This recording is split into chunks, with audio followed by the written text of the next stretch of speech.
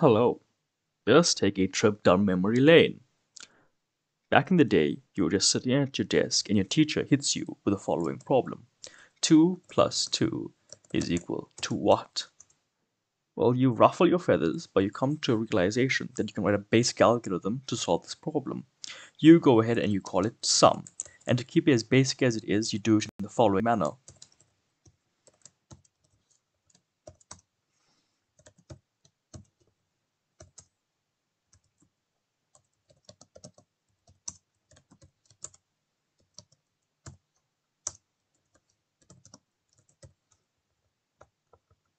And you're like, whoa, okay, great, I have an algorithm. Now you're like, okay, I need to confirm that my algorithm actually works. So you go ahead and you do a couple of print statements. Print sum 2 plus 2. And then you say, but my algorithm is better than what my teacher wants me to solve for. It can actually do a sum of any two values. So you do 20 and 100. And you go ahead and you run your code. And go ahead and it works. And you're like, whoa, you celebrate a little. Now, years later, after you have earned high praise from your great sum algorithm, your professor proposed the following problem. Let's say you were given a set of data in the following manner of x sub I, y sub I, such that I is equal to 1, 2, 3, all the way to m, with m being an endpoint. And you have to do a polynomial least square with the given data. How do you do it? Let's say your professor is even gracious and tells you that what will be the degree for the following questions. So this is where we find the intersection of math and programming. This is our problem right here. Let's say you're given n is the degree. Then you know you can create a matrix. A matrix simply is A, x equals b, where A is our coefficient matrix, x is our variables, and b is our solution matrix. It's quite simple. Notice everything on the left of our equals to sign, so everything on the left will be A, and everything on the right of our equal sign will be B. As for our variables, it will be A0, A1, A2, all the way to AN. And your professor is gracious enough to even give you the data that you'll be using. And your professor tells you the degree at most is 2. How would you go ahead and do it? Now, you can go ahead and download a software called Maple, but you refuse to do that. So you then go into your code and you decide to write a very basic program, which we will do right now. As soon as I find out something. Okay, let's go. Let's do it. Let's go ahead and remove this code. We don't need it anymore, and we import numpy as np. Why are we importing numpy? Because we need the linear algebra library. Line algebra. Okay, that's fine. Then you say you need to find matrix B. Find solutions to matrix B. Remember, we are in the following format. We are looking for AX is equal to B. Using this data right here in table 8.3, we need to create this set of equations with the following solutions right here in the bottom. But we will not use Maple. We will be using Spider. We say define best fit, and it takes in a data set that must be a list. Let's be clear, print data is parsed. Data is parsed. Let's say x sub I, y sub I. And let's just go ahead and print a blank line. Actually, this should cover that. Right. And then we need our degree. And in this case, it's given to us. It's given to us as degree 2. Usually, it's given to you. But in this case, we'll just say n is equal to 2. It's on C++. Don't do that. We'll create a sum and we initialize it to the value of 0. We'll create a sum list, which will be initialized to an empty list. We will then go ahead and say, let's create our solutions.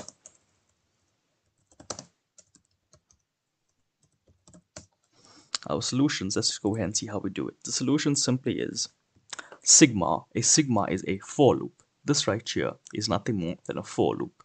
It says from I is equal to 1 all the way to I is equal to m.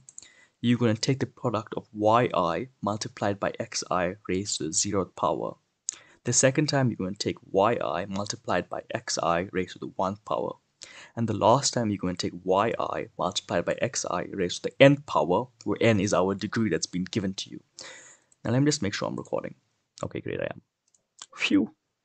You say for j in range, it should be n plus 1. Why n plus 1? We just see it right there, n plus 1. Because if it's n, it's going to be n minus 1, because that's how for loops work, so you need to make it n plus 1. Then you say for x dash y in dataset, our dataset will consist of a list which consists of tuples. Each tuple will contain 2 values, so you can iterate through them using xy variable. Sum plus equals, oh no, sum plus equals x raised to the jth power multiplied by y and sum list dot append. We'll take round and we'll say sum. We want to round off our value because we don't want a lot of decimal places. And then we'll initialize sum back to 0. So the next time to the loop, it's a new value. And all we will do is return sum list. Right. Let's go ahead and create our data set and say data set is equal to a list consisting of xy coordinate pairs 0 and 1, 0.25 and 1.2840 and 0.50 and 1.6487 and 0.75, 2.1170, and finally our last data point will be 1.00 and let me just check something, 2.7183, 2.7183. Font's a little big, a little too small. Okay, that's fine. Let's go ahead and save everything and just make sure that right now our code is working. Solution set is equal to best fit data set, and let's go ahead and print solution set. Let's go ahead and clear this out. By the way, I'm using Spider, but you don't have to use Spider. So we have 8.768, 5.451, and 4.402. All these values have been rounded. As you notice, these are the same values right here on the right-hand side of the equal sign. 8.76, 5.45, 4.40. The same values, but we have a little rounding off, but that's completely fine.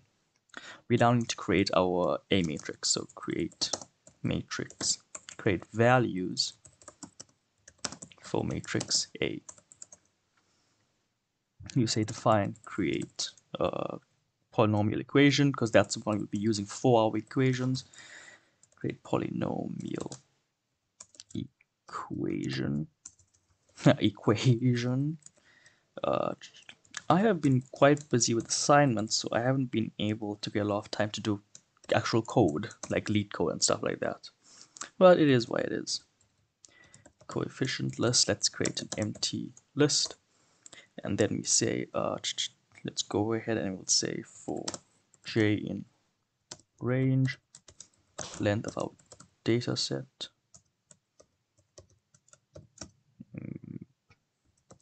sum is equal to 0. For x, y in data set, we'll go ahead and say sum plus equals. Before we do this, the self value. Notice on our left hand side, the value, this is all it is. This right here. There. That's all it is. X raised to the 0th power all the way. The first equation will be, the last value will be x raised to the nth power. And our last equation will be x raised to the 2 multiplied by the nth power. So we just say x plus equals, sum plus equals x raised to the jth power. We'll then say coefficient list. dot append sum. Then we'll say sum. Mistake. Should be round actually. Sum. Let's do 3 places.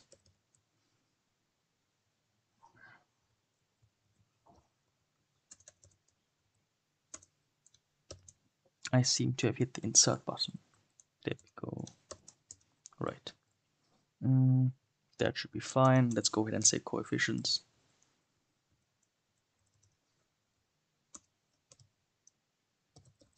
Is equal to create polynomial equation, and we'll say dataset. Just to be weird, we'll say dataset equals dataset. And we'll print coefficients.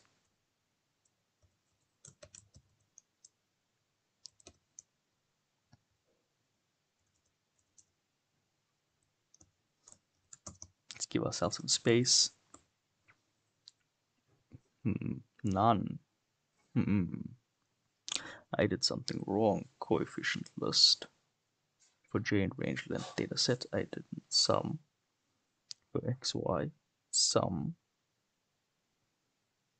Return. That's what I didn't do. Return coefficient list. Hey, look, we got 5.0, 2.5, 1.875, 1.562, and 1.383.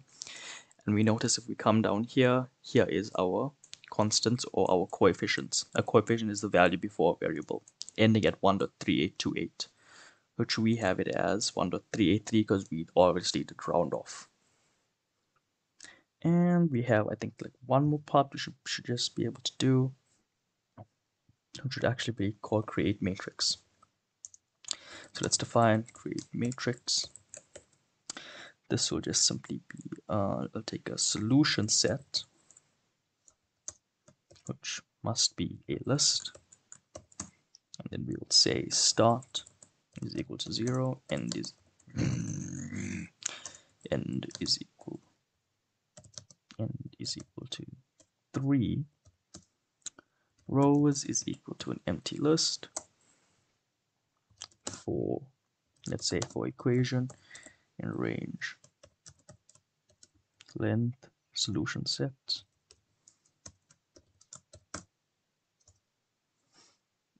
For equation length solution set, we'll say for variable in coefficients. Now that I think about it, I shouldn't be using a global variable, but you know, that's a problem I'll solve at a later date. I will then say rows.append variable start plus equals 1, end plus equals 1.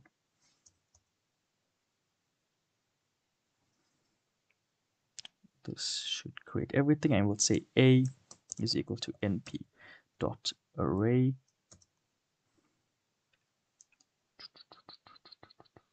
np dot array split.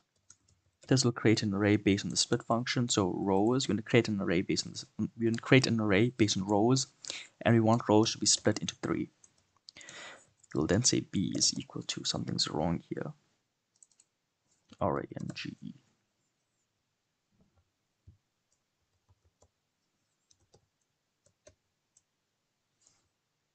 Oh, do I have the insert button on?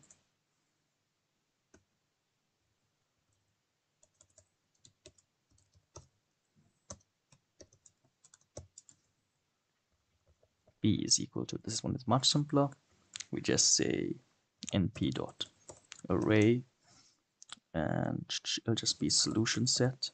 The reason we're doing this, we want 2 arrays. You don't want a list and an array, so we'll just convert our solution set into an array, and we will go ahead and return A and B. Let's just do a quick overview. Start, end, rows, boom, boom, boom. Yep. You know, it should work. Yeah, I'll take a guess here and say it should work. Let's say AB is equal to create matrix and say solution set. Let's just go ahead and print A then go ahead and print B. Let me just do a quick overview. Okay, yeah, that's right.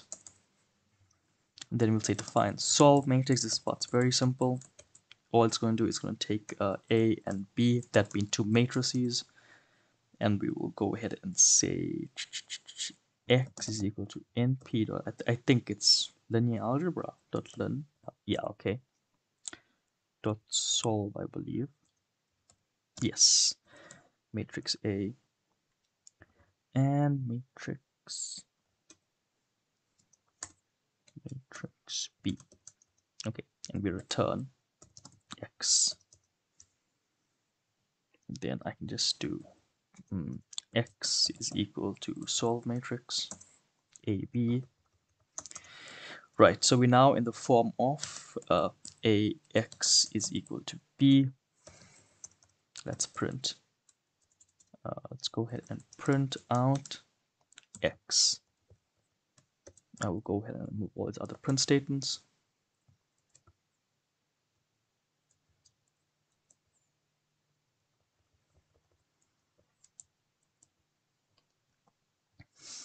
We'll go down here and we'll print it.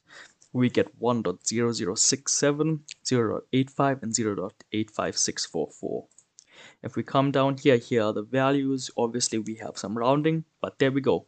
Done. Now you look at your professor and you laugh, because you realize that in an assignment and an exam, you will still have to write out all of this using the actual equations. Hope you had fun. Bye-bye.